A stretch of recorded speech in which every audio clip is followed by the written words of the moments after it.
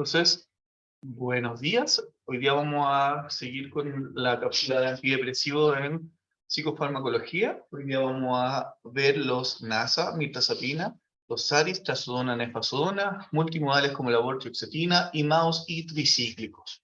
Entonces, para partir con la mirtazapina, podemos hablar que es una droga multifuncional, donde tenemos 5 mecanismos de acción principales, entre los cuales podemos ver que hay un bloqueo del 5-HT2A, que esto incrementa la liberación de la dopamina en la corteza prefrontal y que esto tendría una asociación con las acciones antidepresivas. Y por otro lado también tenemos que mejora el dormir, y esto especialmente en el sueño de onda lenta. ¿Qué pasa en este sentido? Que siempre se habla de que hay un efecto, un síntoma remanente en pacientes con depresión unipolar, que es el insomnio, donde siempre se trata de buscar que esto sea mejorado y por lo tanto también ayudaría a este tipo de pacientes con insomnio, sean pacientes depresivos, ¿ya? Por otro lado tenemos el bloqueo 5-HT2C, que mejora la liberación de la norepinefrina, la dopamina en la corteza prefrontal, que también teóricamente ayudaría a mejorar síntomas depresivos. Por otro lado tenemos el bloqueo 5-HT3 y el bloqueo H1, que se asocia con sedación y la ganancia de peso. Tenemos también el antagonismo del alfa-2 adrenérgico, y este mecanismo es un mecanismo que ayuda de forma indirecta a la liberación de la monomina y ejercer la acción antidepresiva en la depresión monopolar. Ahora, hay que recordar de que la noradrenalina desactiva su propia liberación interactuando con los autorreceptores alfa-2 en las neuronas noradrenérgicas. Y al ejercer este antagonismo, la norepinefrina no podría apagar su propia liberación. Como lo vemos en la figura, aquí vemos que los receptores, al ser activados por la norepinefrina que está dando vuelta en el espacio sináptico, activa el receptor alfa-2, lo que apaga, por así decir, la liberación de la norepinefrina. Entonces, si nosotros bloqueamos este receptor, hacemos que este bloqueo no siga dando efecto y siga efectuándose la liberación de la norepinefrina. Dentro del mismo antagonismo alfa-2 adrenérgico, un mecanismo también para desactivar la liberación de serotonina es mediante autorreceptores 5-HT1B. Y aquí es donde tenemos que hablar de los heteroreceptores, que son mediados por alfa-2, que se activan con norepinefrina, ¿ya? ¿Qué sucede acá? De que en estas neuronas que liberan serotonina, se pueden apagar la liberación de serotonina mediante la activación del receptor 5-HT1B/D.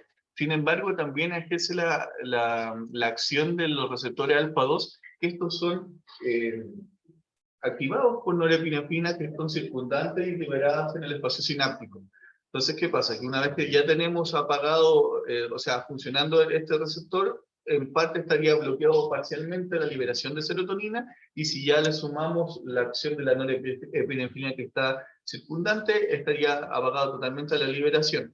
Entonces, ¿qué hacemos? Al momento de desactivar el receptor alfa-2, a pesar de que el otro receptor esté activado, aún así tenemos una liberación parcial de serotonina, ¿ya? Y eso se llamaría un heteroreceptor, es decir, que se vería regulado por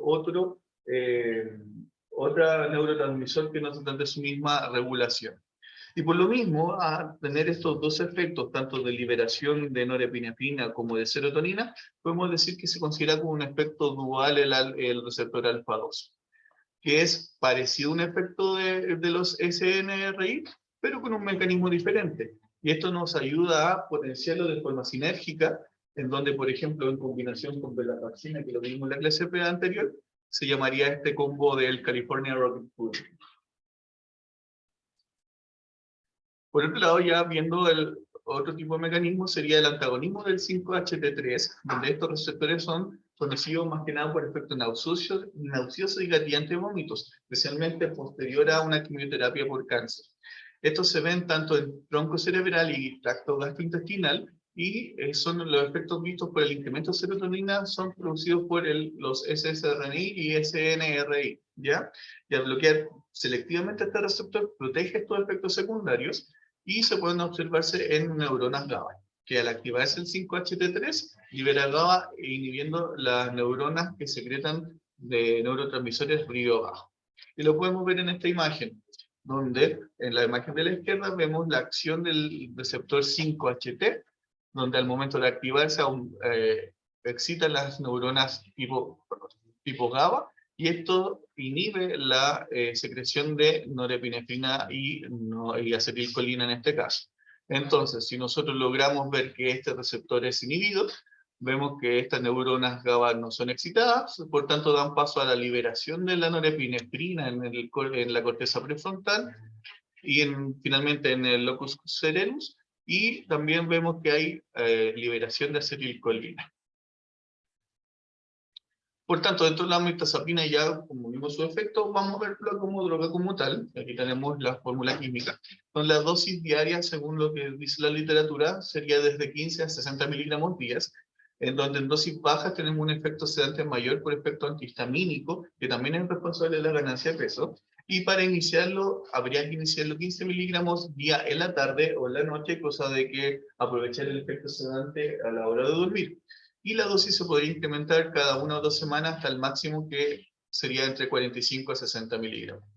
Dentro de los efectos secundarios podemos ver que se encuentra la boca seca, constipación, aumento de apetito, ganancia de peso, sedación, mareo, sueños anormales, confusión y síntomas de resfrío, que aquí hay que tener ojo con la leucopenia y con el conteo de granulocitos, y también con la hipotensión.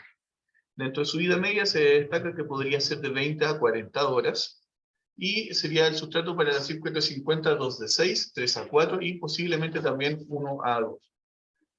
La absorción, la comida no interfiere con la absorción, que eso está como al revés, y no tendría ajuste por función renal, y habría que verlo, un posible ajuste en caso de que existiese daño hepático, pero no está contraindicado.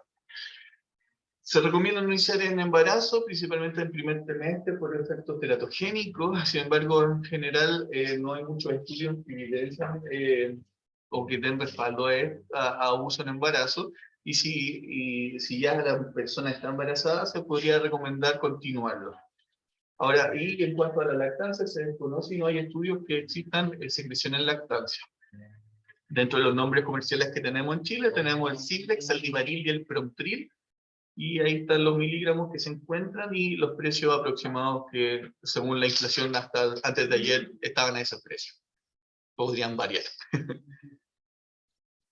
Ya, vamos a ver los SARIs, que serían los serotonina antagonistas y reuptake inhibitors, que aquí encontramos la trazodona. ¿Ya? Aquí tiene un bloqueo de 5-HT2A y 5-HT2C, y el bloqueo también de recaptura de serotonina. Otro con efecto parecido sería la nefazodona, que tiene un antagonismo robusto del 5-HT2A, débil del 5-HT2C e inhibición del CERT, pero se dice que no se utiliza porque tiene una rara toxicidad hepática. Es un agente muy interesante porque se presenta como dos drogas en una misma droga según la dosis que se dé, ¿ya? Y en cuanto a los efectos que estos tienen, los recientes estudios demuestran efectos antagónicos serotoninérgicos en los receptores 5-HT2A, 5-HT2C, 5-HT1D y 5-HT2B, un potente antagonismo alfa, con alfa 1B, alfa 1A, 2C y 2B, antagonismo H1 y agonismo en receptores 5-HT1A. Esto, más que nada, actúa predominantemente en los receptores con mayor afinidad a dosis bajas, y ahí después lo vamos a revisar cómo va el tema de la afinidad en cuanto a la dosis, y reclutaría receptores de baja afinidad a dosis altas. Entonces, en base a esto mismo, podemos hablar de una droga que se comporta como dos drogas según la dosis que nosotros estamos dando. Y en dosis bajas podemos ver una efectividad como hipnótico al ejercer su acción en los receptores 5-HT2A, alfa 1 y H1, bloqueando los 5-HTA2A, mejorando la onda lenta de sueño, y el bloqueo de alfa 1 y H1 interfiere también con los mecanismos de excitación monoaminérgicos. Y cuando uno piensa en un hipnótico, el mejor hipnótico sería uno aquel que tenga unas formulaciones orales estándar, con un comienzo inmediato, con un pic rápido y que esté fuera del sistema, es decir, que ya se haya eliminado en la mañana. Entonces, como lo habíamos hablado también, el insomnio también se presenta como síntoma residual en tratamientos con ICRS y ISRN, por lo que se presenta como un atractivo también como combinación o como ayudante a otros tratamientos. La formulación original de trazodona usada para depresión era corta en duración y requería múltiples tomas al día mayores que las dosis hipnóticas. Y esto nos producía mucha sedación durante el día y no un perfil ideal para un tratamiento de una depresión unipolar. Entonces se encontró disponible una formulación de liberación controlada, que es una toma una vez al día con dosis alta de trazodona, y ya volvería a ser como atractiva su uso para, como efecto antidepresivo. Además que con las acciones hipnóticas de la primera dosis, la trazodona también puede ejercer sus acciones antidepresivas con un inicio rápido y mejor tolerada para algunos efectos secundarios en comparación con otros antidepresivos. Y al bloquear los receptores 5HT2A y 2C se presenta con un perfil menos de disfunción sexual y una reducción de ansiedad e insomnio.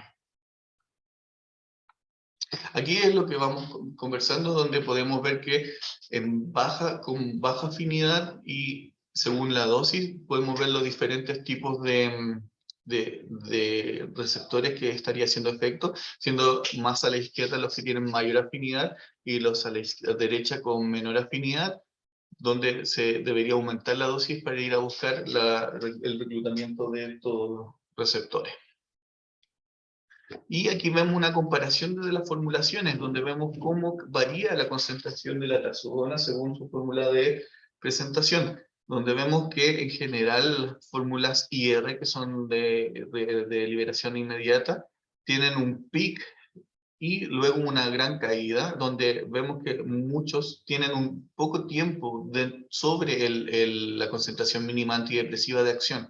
Por otro lado, vemos que la liberación prolongada en general nunca cae bajo la concentración mínima antidepresiva, poseyendo incluso un pic similar que las dosis de liberación inmediata. Por tanto, sería una muy buena alternativa si nosotros consideraríamos en este sentido este medicamento, según su farmacocinética.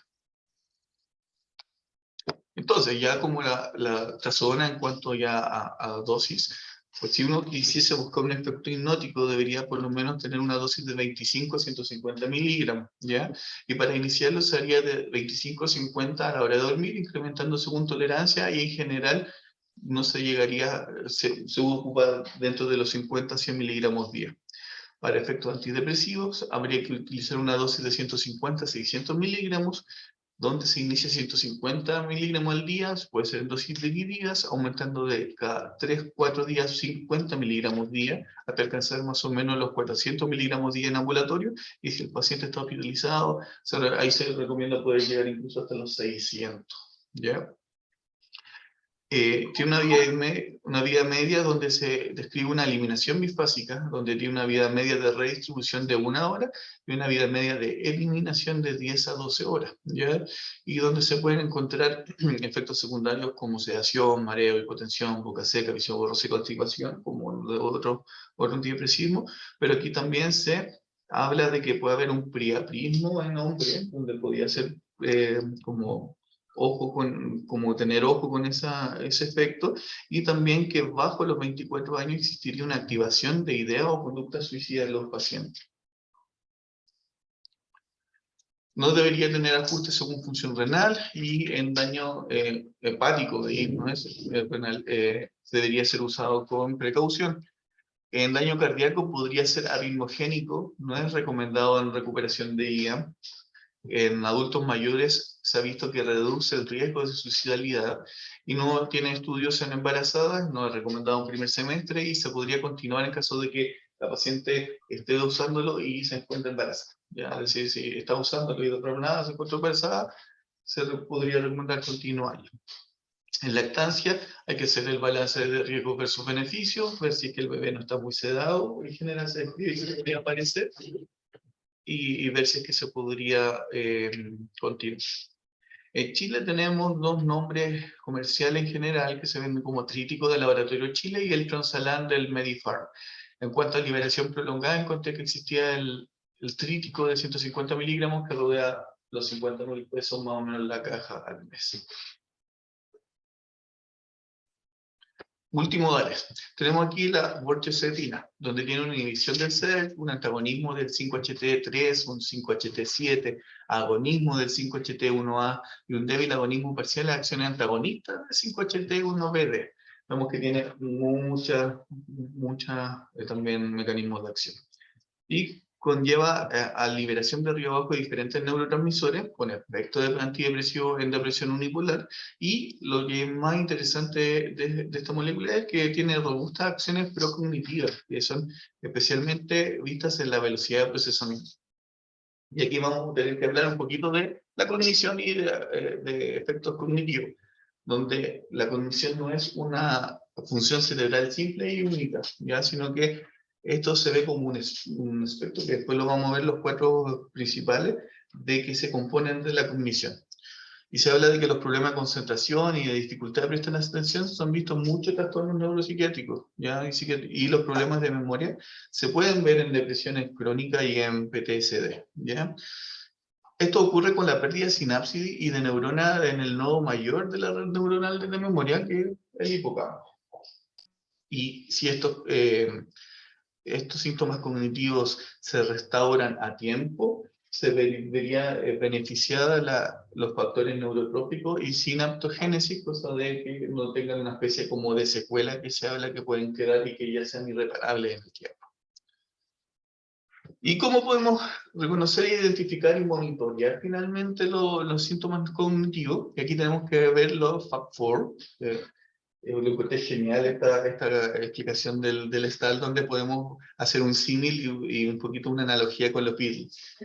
Donde vemos, por ejemplo, de la atención, que es John Lennon, donde es el líder de la banda, donde como es el líder de la banda, necesita atención, y que también podemos referirnos como la concentración.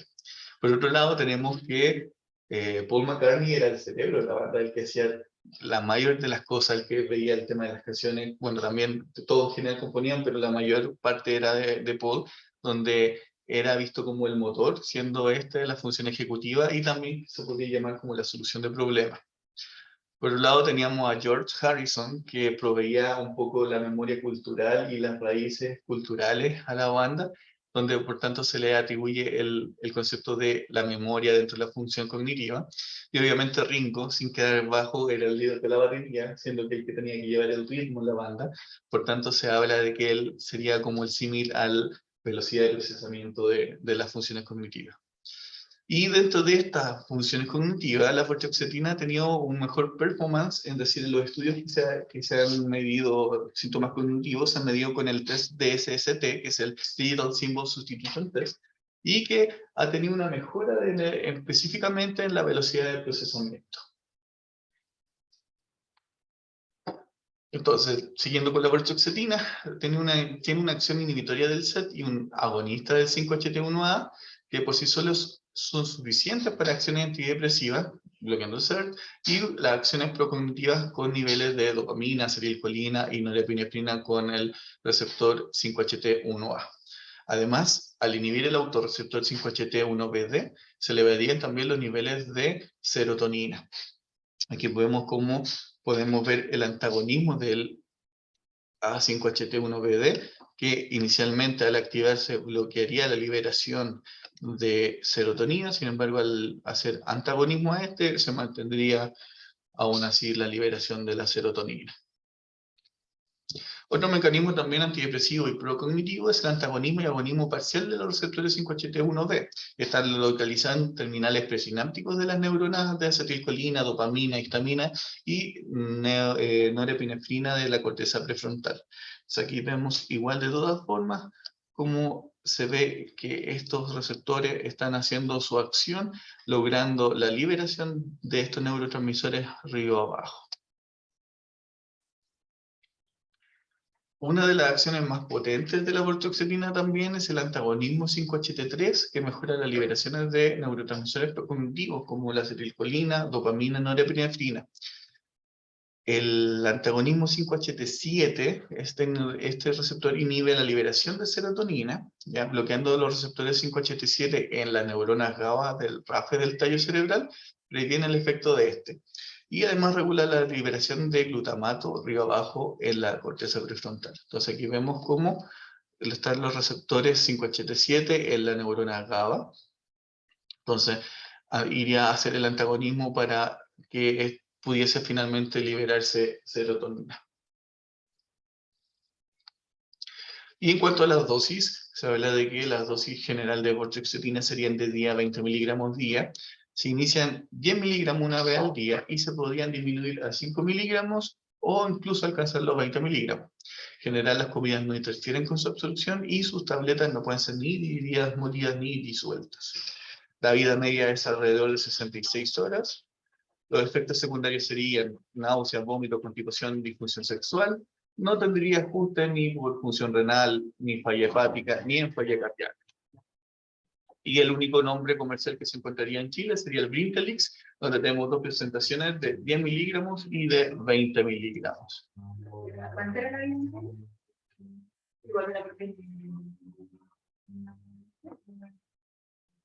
Biomedia 66 horas. Vamos entonces con los tricíclicos. ¿Y eso no tiene efecto renal? No es compuesta, no es compuesta. Los tricíclicos son llamados así por su composición química, que contiene 3 anillos como vemos en la imagen. Son sintetizados, estos fueron sintetizados al mismo tiempo que fueron efectivos como tranquilizantes para esquizofrenia, no así para psicosis. O sea, en general, la historia de ellos fue que fue una serendipia en su reconocimiento, ya que se buscaba como medicamentos para la esquizofrenia, se dieron cuenta que no servía para la psicosis, pero sí en pacientes que tenían esquizofrenia concomitante con una depresión.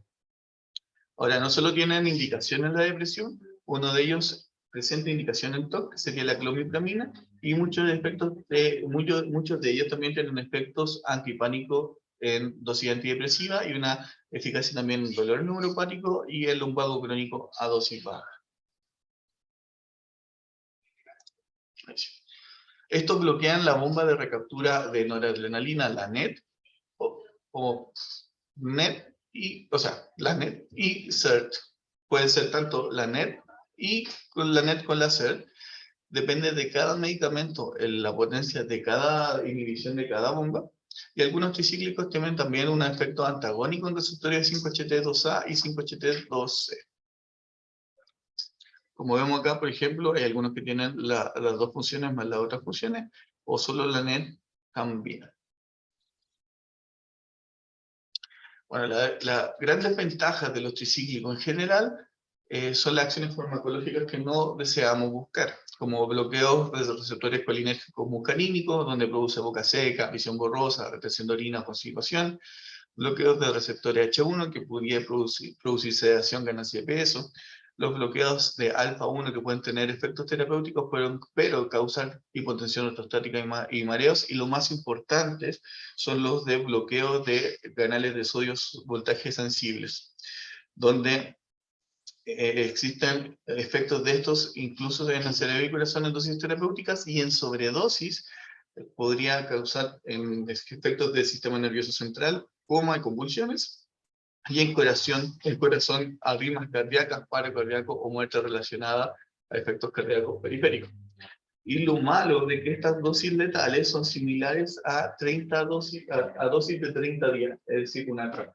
De hecho, el mismo Stahl dice que al prescribir un tricíclico, es decir, darle una receta por un mes, ya le podríamos estar dando una pistola cargada al paciente en caso de que quiera cometer actos suicidas con esto.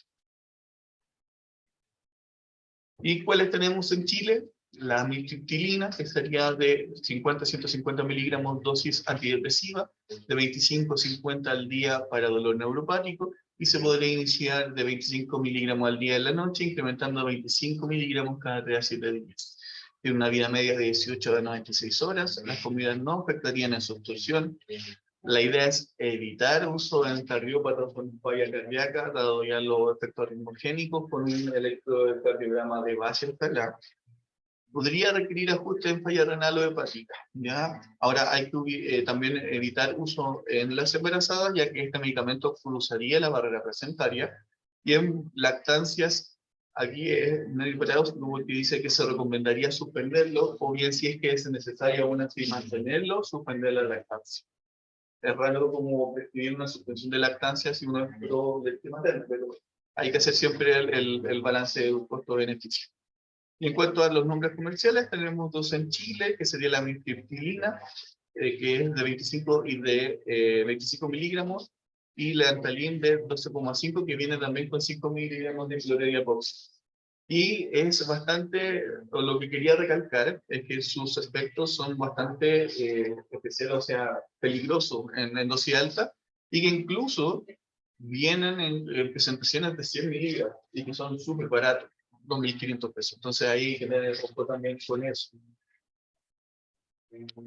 Por otro lado tenemos la clomipramina, que eso sería de una segunda línea después del uso de ISRS. Su dosis sería de 25 miligramos a 250 miligramos al día, y se iniciaría de 25 miligramos al día y se podría aumentar a 100 miligramos al día en 2 semanas. La idea sería usarlo en la noche por el efecto de sedación, y si se usan dosis divididas, ojalá la dosis más grande en la noche para aprovechar también el efecto de sedación y que no sea la sedación durante el día.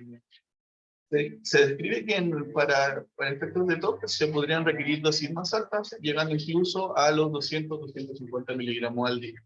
Y las comidas no afectarían su absorción. Su vida media sería de 12 a 26 horas, y para su suspensión se debe reducir el 50% por 3 días, luego los siguientes 3 días 50%, y después se podría hacer una suspensión total. Y los síntomas de abstinencia podrían surgir dentro de las 2 primeras semanas y después desaparecer. Importante que la clomipramina inhibe el CYP450-2B6 y se debería usar con precaución en falla renal, falla hepática, y requeriría un electrocardiograma de base también, por lo hablado, en caso de que existiese alguna falla cardíaca o cardiopatía en general. En niños se describe que se puede usar para enuresis o conducta impulsiva o hiperactividad. Hay que evitar el uso en embarazada, ya que usa también la barrera placentaria, y en lactancia lo mismo que con la mifeprilina, se recomendaría suspender o suspender la lactancia. En Chile solo encuentra el nombre de Oxenterol, sería 25 y de 75 miligramos. Perdón si hay mucho ruido, pero justo se le ocurrió cortar el pasto ahora al lado de nosotros. Si bien, ojalá se escuche bien. Que nos estaba siguiendo un poco la... Y otro tricíclico también encontramos en Chile, sería la imipramina, sería de 50 a 150 miligramos días, se iniciaría de 25 miligramos en la noche también con el efecto de sedación, y se incrementaría de 25 miligramos de 3 a 7 días, una dosis máxima de 300 miligramos día, y una vida media de alrededor de 20 horas, y igual que la clomipramina se suspendería de 50% por 3 días, después se podría suspender el otro 50% y luego una suspensión total. Los síntomas igual podrían aparecer dentro de las 2 primeras semanas, y al igual que los demás tricíclicos, evitar uso cardiópata con un electrocardiograma de base, y según falla renal o hepática podría requerir algún tipo de ajuste. Se describe utilización en niños sobre 6 años para enuresis, evitar de nuevo uso en embarazadas porque cruza la barrera placentaria, y en lactancia se recomienda suspender o suspender la lactancia. Dentro de los nombres comerciales que pueden encontrar, existiría la imipramina del laboratorio Chile, que sería de 25 miligramos, y BDH, que serían grajias, de 25 miligramos. Y por último, vamos a hablar de los IMAO. Estos fueron las primeras drogas descubiertas con resultados efectivos en depresión. Y se descubrieron por accidente en pacientes con tuberculosis y depresión concomitante, porque se estaba probando un medicamento que se llamaba iproniazid, que tenía este efecto. Ahora, los IMAO también tienen una gran efectividad terapéutica para trastornos ansiosos, como trastornos de pánico y trastornos por ansiedad social. Y se describe que prescribir IMAO se ha convertido en un arte perdido, que uno entre 1000 a 5000 prescripciones son recién de los IMAO. Son una de las drogas más fuertes y más potentes para la depresión unipolar, ya que tiende a dar respuesta cuando ningún otro medicamento lo ha hecho, cuando uno tiene según un diagnóstico de depresión unipolar. Se encontrarían los a destacar, que serían la fenilacina, la tranilcipromina, la isocarboxacida y la selegilina. Estos serían inhibidores irreversibles de la enzima de la monoaminoxidasa, y que la actividad de esta enzima vuelve luego de 2 a 3 semanas de continuación. Y esto es súper importante para los efectos negativos secundarios o potencialmente peligrosos, ya que aún así, si nosotros dejamos de dar el medicamento con una dosis efectiva, tendríamos todavía estos efectos ocurriendo 2 a 3 semanas incluso.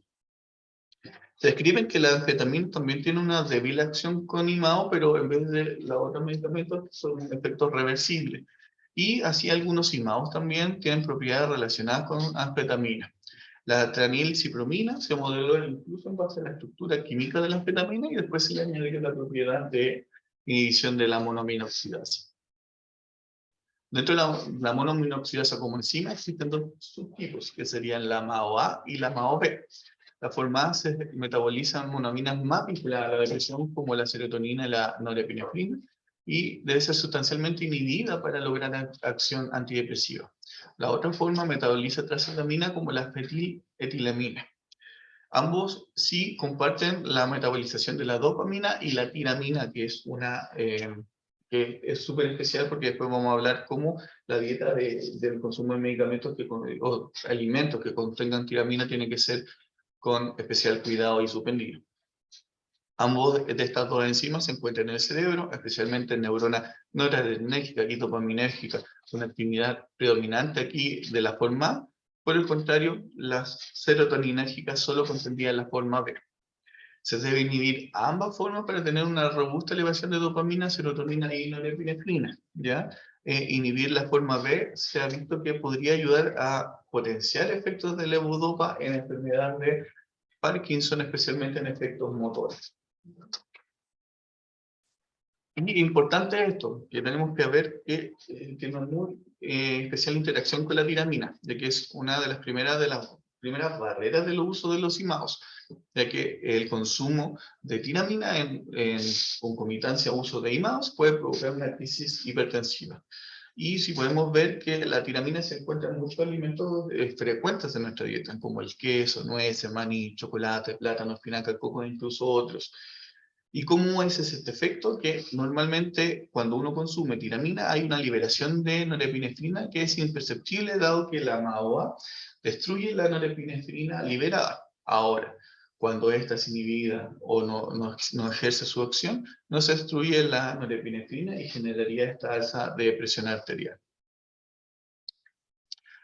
Ahora, si también tiene como interacción con comidas, obviamente lo tiene también con los fármacos, y que si bien no son tan vistos como la tiramina, son más peligrosos incluso, ya que pueden ser letales.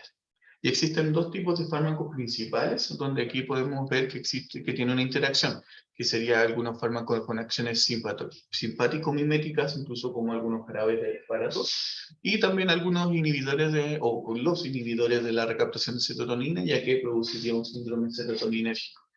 Aquí podemos ver, por ejemplo, cómo hay drogas contraindicadas con el riesgo, que serían como los antidepresivos, que tienen este efecto de inhibición de la recaptura de serotonina, algunas drogas de uso como el MDMA, la cocaína, la metanfetamina, opioides como la meperidina por su efecto serotoninérgico, el tramadol, la metadona, y otras como las formas no subcutáneas de suministraptán, la cloranferinamina, la bromferinamina y el dextrometorfano. Ahí sí. Y dentro de los IMAOs, no existen en Chile, lamentablemente, disponibles comercialmente. Según ley, tampoco existirían en Estados Unidos. Pero para destacar algunos tres importantes, más que nada sería la isocarboxacida, que sería que tendría una dosis de 15 a 45 miligramos día, una vida media de 2,5. Y aquí, ojo, en todo en general, la suspensión ya, como lo hablamos, el tema de la restauración de las enzimas, que a pesar de que no tenga una vida media corta y suspendamos el fármaco, pueden pasar 2 a 3 semanas con todavía efectos secundarios, pensando de repente en dar otro antidepresivo o algún fármaco que tenga estas interacciones que ya conversamos. Está contraindicado en falla hepática, por lo que hay que evitar su uso y usar cuidado con falla renal. No usar, esto es como compartido en lo IMAO en general, en pacientes que tengan una insuficiencia cardíaca congestiva o que sean hipertensos por el riesgo de la crisis hipertensiva.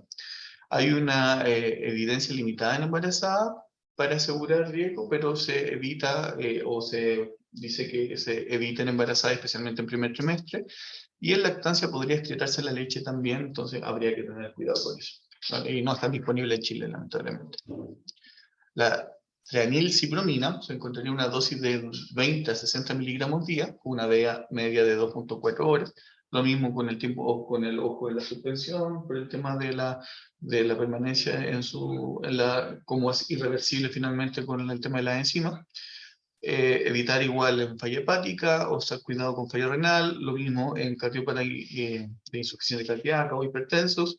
Este sí, medicamento inhibiría la CYP 450 1A2, 2A6, 2D6, 2C9, 2C19, 3A4 y 2E1, ¿ya?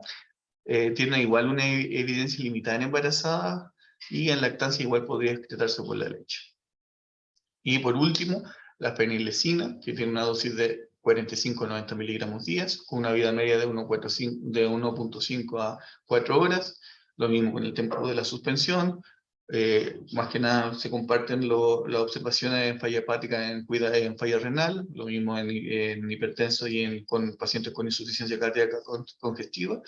Lo mismo en embarazadas, que no tiene evidencia robusta como para asegurar los riesgos, pero se evita en el primer trimestre en general, y en lactancia igual podría excretarse por la leche, y de igual forma no está disponible en Chile. Eso, muchas gracias.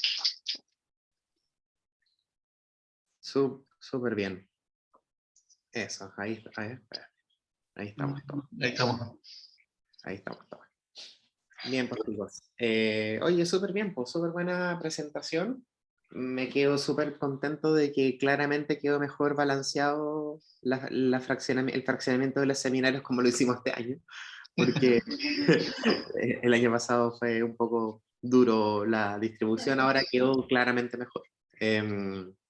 Y así nos permite poder conversar mejor sobre estos medicamentos, sobre todo en esta segunda mitad me parece particularmente interesante que probablemente hay muchos medicamentos que ustedes nunca han ocupado y probablemente nunca van a ocupar, lamentablemente.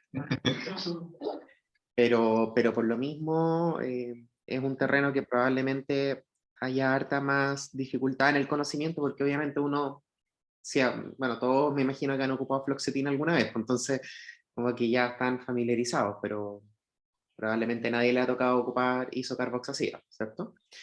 Que es lamentable. Entonces eso. Oye, mira, voy a hacer algunos comentarios. Partiendo por la vortioxetina, mira, yo ahí les anoté a todos como que partir vortioxetina con 10 es virtualmente imposible. Porque si no vas a tener los vómitos del exorcista, así como Reagan, ahí vomitando infinito.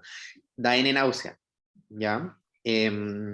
Así que en general lo que uno hace es que parte con 5. De hecho, 5 no es para nada terapéutico, pero la única razón de ser de partir con 5 es que la pastilla, los diadrachos, ¿cachai? Que le hicieron de una forma que es impartible.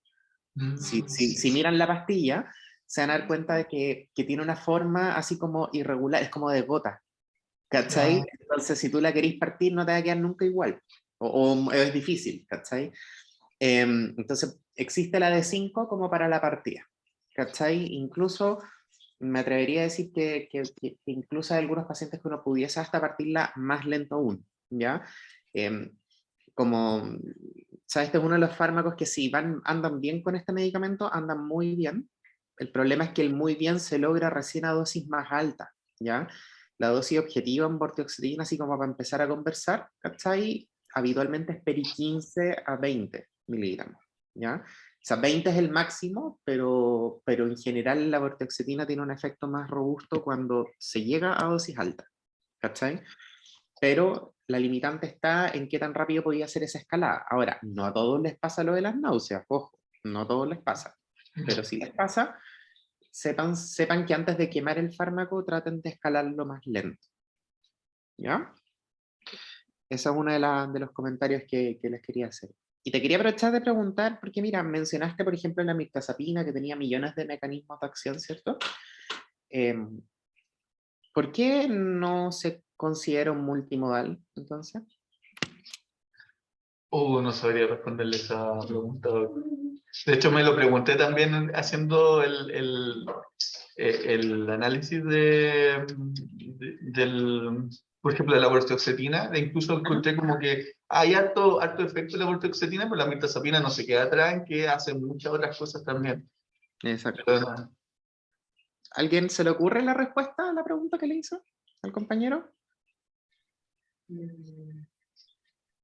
Que aquí es importante quizá que lo sepan, ¿ya? Porque a veces pasa que, sobre todo con las moléculas más nuevas, se tiene harto resquemor, entonces como que por mal entendimiento farmacológico me ha tocado escuchar cosas del tipo como, sí, le inventan que es multimodal, siendo que hay tantos otros fármacos que tienen efectos así. No, es multimodal, a diferencia de los otros. Lo que pasa es que cuando uno habla de multimodalidad, no se refiere a que a si libera, a si tiene efecto en uno o más neurotransmisores, porque la gran mayoría tienen efecto ya sea directo o indirecto en más de un solo neurotransmisor, incluso los antidepresivos selectivos. Lo que lo hace multimodal es que tiene distintos modos de actuar. ¿Ya? Vale decir, cuando uno, por ejemplo, en farmacología quiere hacer cualquier cosa, ¿ya? Uno puede inhibir la enzima que degrada ese neurotransmisor, podemos agonizar un receptor para generar el efecto que uno quiera, podemos antagonizar un receptor, podemos hacer un agonismo parcial, podemos inhibir las bombas de recaptura, ¿cachai?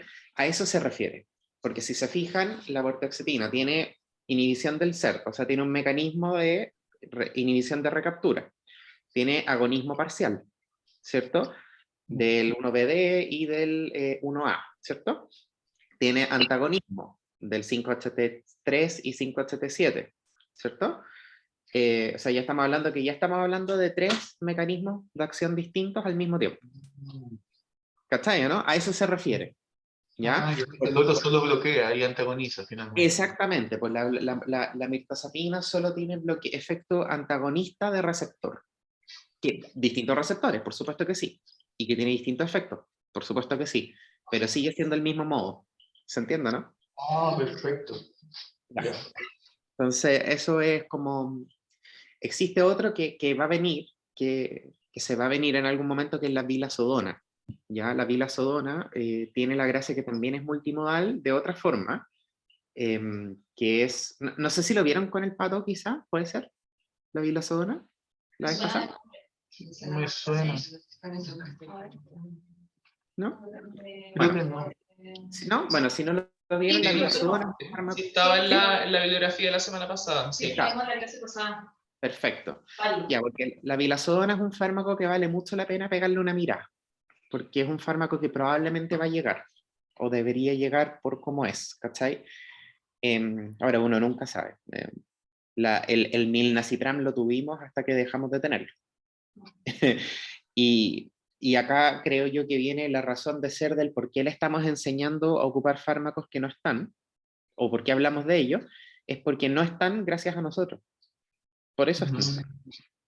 Al No ocuparlo están poco, al final. exactamente. Nosotros somos un mercado enano para la farmacología en general, enano, no valemos nada. No somos nada comparado con Brasil, con Argentina, de verdad. Y eso pasa mucho porque también hay alto miedo y resquemor a ocupar algunas moléculas, ya sea porque son o muy viejas o porque son muy nuevas. Y pasa que cuando obviamente un fármaco no logra meterse ni penetrar como corresponde, lo sacan, independiente que sea bueno o malo. ¿Cachai? Por eso es importante, creo yo, también saber ocupar estos medicamentos, porque también para no caer en lo otro, que es pensar o pisar el palito de que, ya la vortioxetina como hace tantas cosas, entonces hay que dárselo todo. No, eso tampoco es verdad, ¿ya? Hay pacientes que uno puede seleccionar y que puedes decir, mira, ¿sabéis que en base a este perfil, a este paciente específico, la vortioxetina podría ser una de las opciones? Ya no la opción, ni tampoco siempre para todos, ¿ya? No. Y tiene harto que ver con que muchos dicen, no, es que yo la verdad que creo que la vortioxetina es súper mala porque no sé qué cosa, y y que es un fármaco que no ha demostrado ser mejor que los ISRS, y es tanto más caro, y que, no sé, y que está en primera línea por la influencia farmacéutica. Sí, es verdad, todo eso es verdad. El punto es que si uno elige un fármaco porque debiese estar en primera línea, estamos eligiendo mal. Uno elige el fármaco porque es el mejor para tu paciente específicamente. Y por eso hay que entender lo que le pasa al paciente, del perfilamiento para poder elegir al mejor fármaco posible para ese paciente. Les voy a poner un ejemplo. Cuando yo tengo predominancia de, no sé, un paciente que está deprimido, ya está deprimido, y su predominancia son síntomas más bien angustiosos, con rumiaciones catastrofales, con más angustia, que predomina más bien eso, insomnio, conciliación, ese perfil. ¿De qué neurotransmisor estoy hablando que predominantemente está teniendo problemas? ¿Con qué? Con este grupo sintomático que les acabo de dar. ¿Qué les falta? No le ojo, a nadie le falta nada. No, Sino sí. que lo que le estoy hablando de como este grupo de síntomas, la rumiación ansiosa, el pensamiento catastrofal, la angustia, el insomnio, conciliación, Como la ¿El neoprofina. HT3, la serotonina? serotonina, efectivamente, serotonina. Por lo tanto, ¿ese paciente va a andar bien con bupropión? No. Todo lo contrario. Ajá, se entiende, ¿no? Ya. Efectivamente, si uno se pone a pensar en eso, ¿cachai? Uno puede seleccionar mejor algunos medicamentos que otros, ¿ya? Y por eso es que, claro, cuando uno no se da ese trabajo, el problema es que estamos tomando la idea de que todos los fármacos, y es verdad, todos son mejor que placebo, eso lo demostró el metaanálisis de Cipriani. Ok, son todos mejor que placebo, o sea, todos funcionan, no le estamos dando agua a las carmelitas, ya, súper. Son todos iguales, ¿cachai? Ya, todos iguales, sí, en el sentido que todos, si tú agarras una muestra indiferenciada de pacientes que no tienen nada que ver uno con el otro, pero que su común denominador es que tienen depresión, y ahí tenemos depresiones atípicas, ansiosas, obsesivas, rumiativas, psicóticas, metan el saco completo, da lo mismo lo que uno deje, evidentemente el efecto se diluye. ¿Cachai, o no? A eso voy. Entonces, si uno no piensa en el perfil sintomático de lo que está pasando, claro, en estricto rigor todo funciona, pero en el caso, en los estudios, pero en el caso específico de una persona, en tu paciente en específico, pucha que va a andar más mal con bupropión en ese gallo que lo bien que podría andar con un ISRS, en el caso que les puse, ¿cierto? Bueno, Ahora, imaginemos este otro escenario, un gallo está con ISRS, perdón, está con una depresión, donde lo que predomina es la anergia, los problemas cognitivos, la parte como más de velocidad de procesamiento, ¿cierto? Y disfunción sexual. ¿De qué estoy hablándoles ahí? ¿De qué neurotransmisor? eso es norepinefrina, ¿no? Ya, de norepinefrina y de dopamina, ¿ya? Por lo tanto, si yo tengo un paciente que predomina eso, ¿qué antidepresivos podría, por ejemplo, elegir? ¿Ya? Vortioxetina, ¿qué más? Bupropión, ¿ya? Venlafaxina. Venlafaxina, sí, dosis más alta, ¿qué más? No. Agomelatina. Ya, agomelatina. Sí, ya, justifícame la agomelatina. Está bien pensarlo, pero justifícamela.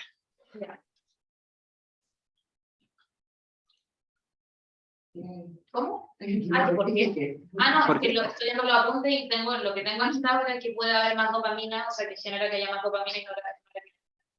Pero no sé si quizás es muy marginal eso. Sí, mira, en realidad como que el efecto que tiene la agomelatina es que podría aumentar sobre todo tal vez un poco la dopamina a nivel de corteza prefrontal por el bloqueo 5-HT2C. Sí, efectivamente podría ser. El problema es que es un efecto débil. Entonces, cuando uno tiene una predominancia de pacientes de este tipo, ¿cachai? Que andan anérgicos, como con más sedación, etc., O sea, que andan, como que uno necesita darle un buen guatacazo, ¿cierto? Ahí la mirtazapina también podría ayudar.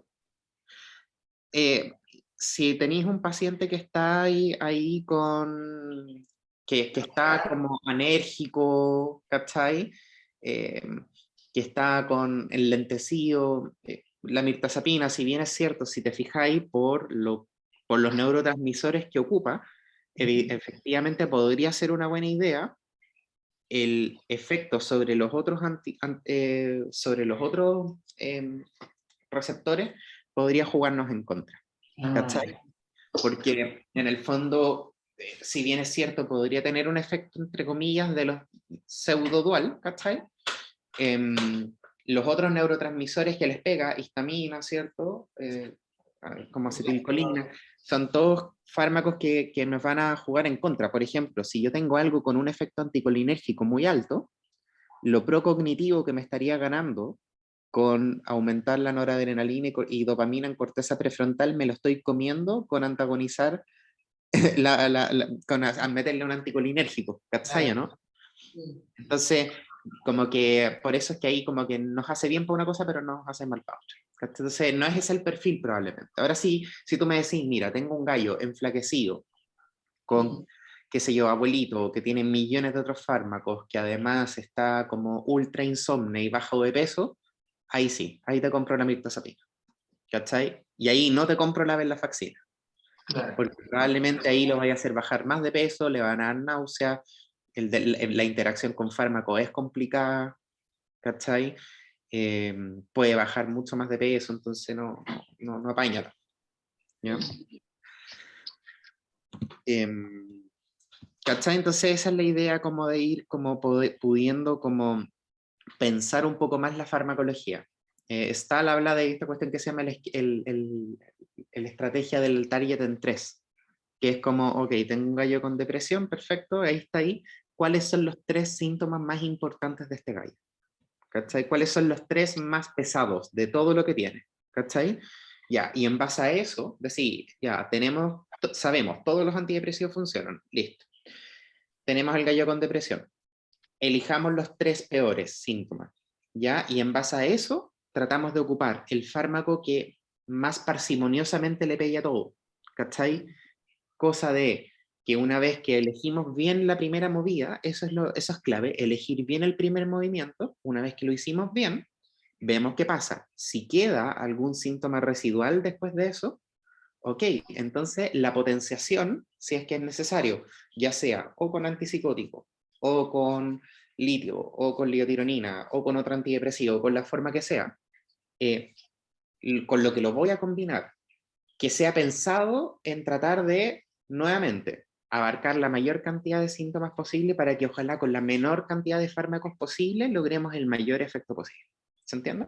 Entonces, por ejemplo, por eso es que a veces pasa de que de repente en las potenciaciones a nosotros nos van a ver hacer cuestiones del tipo, sí, le metí un ISRS y después lo combiné con bupropion.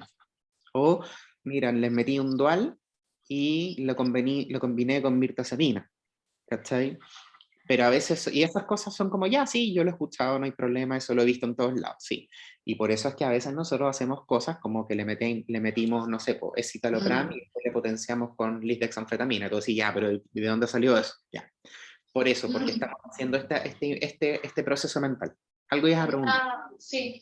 Es mejor, o sea, siempre llegar a la dosis útil, como no sé si máxima / útil del medicamento que yo inicié antes de potenciarlo con otro. Sí. O a veces hay casos donde puedo llegar a X dosis y mejor potencio antes que aumentar la dosis de uno, o no sé. O sea, lo primero que uno tiene que tratar de hacer es ver qué pasa cuando tú metiste el fármaco. Y ahí el primer concepto es que lo que uno primero parte haciendo es optimizar, ¿ya? Temprano, optimización temprana es la clave. Uno de los errores más grandes que hay en farmacología es dejar pasar demasiado tiempo antes de actuar, ¿cachai? Todos sabemos de que uno siempre dice hay que esperar entre 4 a 6 semanas para que un fármaco veamos algún grado de respuesta. Sin embargo, la respuesta a las 2 3 semanas ya nos dice harto, ¿cachai? Ya nos dice harto. Si un paciente a las 2 entre las 2 a 3 semanas desde que inicié el fármaco, no tienen nada, pero nada de respuesta, nada, está exactamente igual que antes, ese paciente es muy poco probable que en las semanas que quedan vaya a responder al fármaco. Por lo tanto, eso es indicación de cambio. ¿Ya? Si un paciente tiene respuesta adecuada, ¿ya? Una respuesta obviamente tal vez parcial, pero por lo menos más del 40-50% con respecto al basal, a las 2-3 semanas uno dice, ok, ese paciente está respondiendo, démosle el plazo completo y veamos qué pasa a la cuarta, sexta semana y dejémoslo tranquilito. ¿Cachai? Si hay respuesta parcial, vale decir que a las 2-3 semanas uno dice, mira, respondió, pero tal vez no lo suficiente. Entonces, ok, llevémoslo y optimicémoslo, pero optimicémoslo tempranamente, optimicémoslo a tiempo. No lo optimicemos después de 4 o 6 semanas, optimicémoslo ahora, ¿cachai? Y ahí es cuando uno sube la dosis, ¿cachai? Y la optimización temprana tiene sentido, evidentemente, cuando un paciente esté tolerando bien el fármaco. Por supuesto de que, no sé, pues si yo le metí, qué sé yo, 50 sertralina y lo veo a las 2-3 semanas al control y me doy cuenta que está todavía vomitando a la tercera semana, no es, ese paciente obviamente no tiene indicación de optimizar, tiene indicación de cambio, porque no lo va a tolerar, ¿cachai? Ahora, si llegaste a las 2-3 semanas, lo toleró súper bien y tiene respuesta parcial, ok, optimicemos, ¿cachai? Y ahí, ojo, la optimización hasta qué dosis, ¿cachai? Hay algunos fármacos que involucran una dosis máxima y existen otros que tienen dosis que son como medias intermedias. Por ejemplo, no sé, por la duloxetina, el efecto antidepresivo, para empezar a hablar que tiene efecto antidepresivo, son 60, no 30. 30 es una dosis de pasada, ¿ya? Llegamos a 60. Anduvo parcial, ok, subamos a 90. Lo mismo, anduvo con 90, anduvo parcial, ya, lleguemos a 120, que ese es el máximo. ¿Cachai? Entonces, el escitalopram también tiene esa gracia. Ya, ok, llegamos a 10, anduvo más o menos, sí, ya 15, si no, 20. ¿Cachai? Hay otros que, en otros pasa que es el doble. ¿Cachai? Eso es fármaco a fármaco. ¿Sí? Ahí es importante como saber bien como las velocidades de escalada y hasta qué dosis llegar, ¿ya?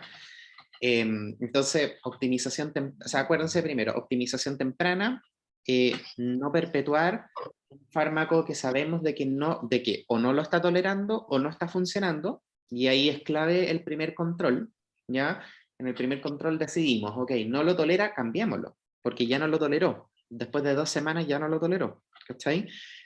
O no respondió nada a nada, cambiémoslo, porque no va a responder, ¿cachai? Si respondió parcial, ok, optimicemos. Si después que optimizamos sigue respondiendo parcial, ok, entonces ahí es donde potenciamos, ¿cachai? Ahí es donde combinamos, ¿cachai? Habitualmente un fármaco que respondió bien, cambiarlo no es buena alternativa porque perdiste lo que sí respondió, ¿cachai? Sino que es potenciar con algo más, ¿sí? Y ahí ese algo más hay que nuevamente elegir la misma estrategia de lo que le dije, la estrategia del target en 3, así como qué es lo mejor posible para este paciente en específico, para ver con qué potencia, ¿cachai? Y obviamente que sean mecanismos de acción complementarios, porque si somos redundantes en el mecanismo de acción, solo nos vamos a ganar efectos adversos, ¿cierto? Por eso es que combinar, por ejemplo, 2 ISRS no tiene ni un sentido, solo nos vamos a ganar efectos adversos, ¿ya? Eso. Y ahí lo último que quería mencionar es con respecto a los IMAOs, si bien es cierto, no los tenemos, quería mencionar con respecto al tema de la tiramina, algo, ¿ya? Porque existen varios mitos con los IMAOs, sobre todo porque les da miedo usarlos porque nunca lo han usado, ¿cachai? Y uno de ellos es la reacción de tiramina, que es como que, pucha, la tiramina está en el queso, en el vino, en la cerveza y en millones de cuestiones que la gente come todo el día, todos los días, entonces como chuta, entonces es imposible darle a una persona común y silvestre un IMAO porque sería privarlo de todas las cosas ricas del universo, ¿ya? Ojo con eso, porque en realidad son pocas las cosas que no hay que comer, ¿ya? De partida son las cosas ahumadas, ya sea vacuno, pescado, pollo, lo que sea, ahumado, ¿ya? O las cosas añejadas o fermentadas o secadas, ¿ya? No son todos los quesos, en general son quesos añejados o no pasteurizados, ¿cachai? Ya, o sea, ponte tú el queso de una pizza del, qué sé yo, del pizza, la cantidad de tiramina que tiene esa cuestión es nada, es muy baja, ¿cachai? Estamos hablando de quesos procesados, o sea, perdón, queso fermentado, no sé, queso azul, ahí sí que no, ¿cachai? O mientras más hoyito el queso, peor, ¿ya? Esos son los quesos que no, ¿ya? Las cervezas en general es cerveza de barril o no pasteurizada, ¿cachai? Como estas cervezas más bien artesanales, ¿ya? Em, ¿Qué más? Las cosas de soya, eso sí, soya o tofu, esas cuestiones sí que no pueden comerlo. El chucrut, ¿cachai? ¿Qué más? Si se fijan, no es como toda la cosa, todo lo que tenga queso, todo lo que tenga vino, todo, ¿cachai? Son algunas cosas. Afortunadamente eso está bien cuantificado. Entonces, eh, uno puede, obviamente estamos hablando de que estamos ocupando the big guns, ¿cachai? Estamos ocupando la mejor herramienta que tenemos en un paciente que está suficientemente grave. Un profe un amigo muy querido mío dice, si el gallo no responde imaos porque está muerto. ¿Cachai? ¿Los protocolos que existe acá o Ninguno. Pero ¿y cómo Ninguno. podría iniciarlo eventualmente como que lo compren Importarlo. Importarlo, claro. Ah, ya. Pero se puede Antes importar. antiguamente habían dos. Estaba el Marplan, que es la isocarboxacía, y el Aurorix, que era la moclobemida. Y la moclobemia es un RIMA, ¿ya?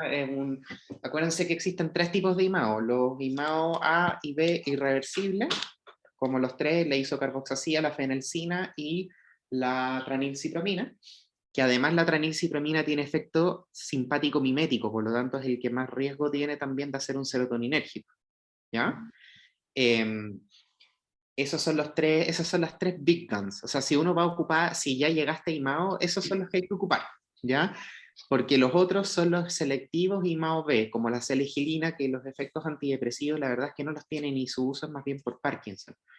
Y el tercero son los RIMA, que son los selectivos de la MAO A, como la moclobemia, ya que ese es el que les estaba diciendo, que se ocupó harto en algún momento, como sobre todo en fobia social o como trastornos de ansiedad más o menos un poco más cototos, pero no son lo suficientemente big guns, ¿cachai? Como para ser así como el antidepresivo, así como, ¿cachai? Como los otros tres, ¿ya?